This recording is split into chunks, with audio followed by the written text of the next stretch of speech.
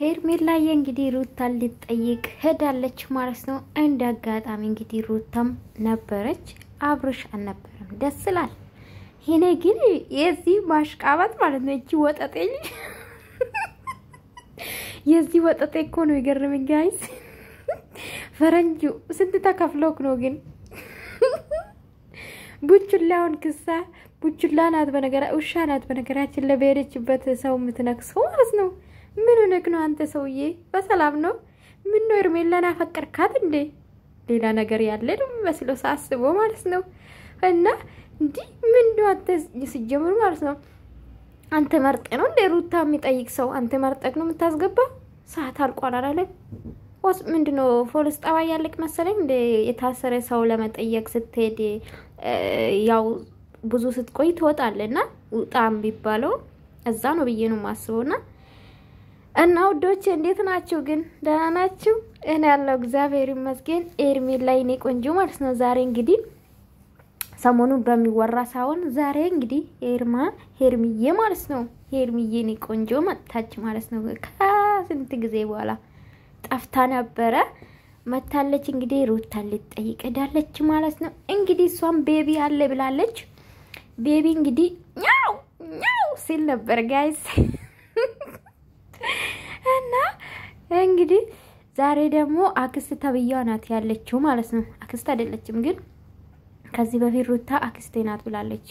ያው ከአብርሽ ጋር ሲታስተዋወቅ የነበረው ማለት ነውና እንግዲህ ሆስፒታል ድረስ እንግዲህ ታይፐር አልቀራ ምን አልቀራ ሄርሜላ እንግዲህ ደስ ብሏት ልትመርቃት እንኳን ማረማሪያችሽ ልትላት እንግዲህ ሩታ ጋር ሄዳለች። እንግዲህ እንደተፈጠረው ምንም ሳትመስል እንግዲህ ሩታን በፈገግታ ነው የጠበቀችው ወይ ደግሞ የጠየ ምንድነው የተቀበለቻት።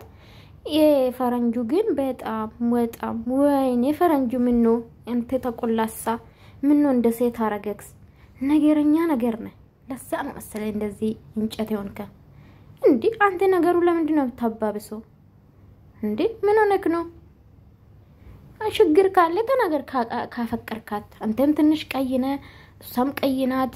ስለዚህ ችግር የለውም ትጋባላችሁ፣ ምንም ችግር የለውም። ማን ነው ፈረንጅ የተባልክ ማለት ነው።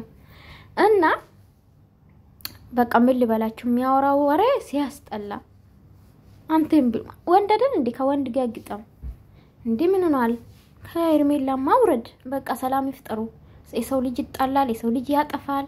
ተሶከ እንደውም ጎበስ ናት የእውነት ሩታ። እንደዛ ከሩታ ጋር ውሻ አርጋት ሩታ ብዙ ነገር ተናግራ ራሱ አይኗን ማየት አልፈልግም ብላ ራሷ እዛ ሄዳ መጠየቅ እንደውም ትልቅነት ነው የሚገልጸው ጋይስ። የእውነት ሩታም እግዚአብሔር ስጣት በፈገግታ ነው የተቀበለቻት። ምንም አላለችምና እንደውም በዚህ ሰዓት ነው ሰው የሚታቁት ማለት የሰው አንዳንዴ በቃ ምን ልበላችሁ ይሄ ማለት እኮ ከሞት መትረፍ ማለት ነው። ገባችሁ አይደለ? ስለዚህ እውነት አስተዋይ ልጅ ናት ብዬ ነው ማስበው። ገባችሁ አይደለ? ከአብርሽ ጋር አይደለም ብቻውን ነው መጣችሁ። ስለዚህ ደስ ልላችሁ ይገባል ብዬ ነው ማስበው። ባትሰሪባት አሪፍ ነው ብዬ ነው ማስበው። የእውነት ምንም ጥፋተኛ አይደለችም። እንኳን ሄዳ ጠየቀች። እኔ በጣም ነው ደስ አለኝ።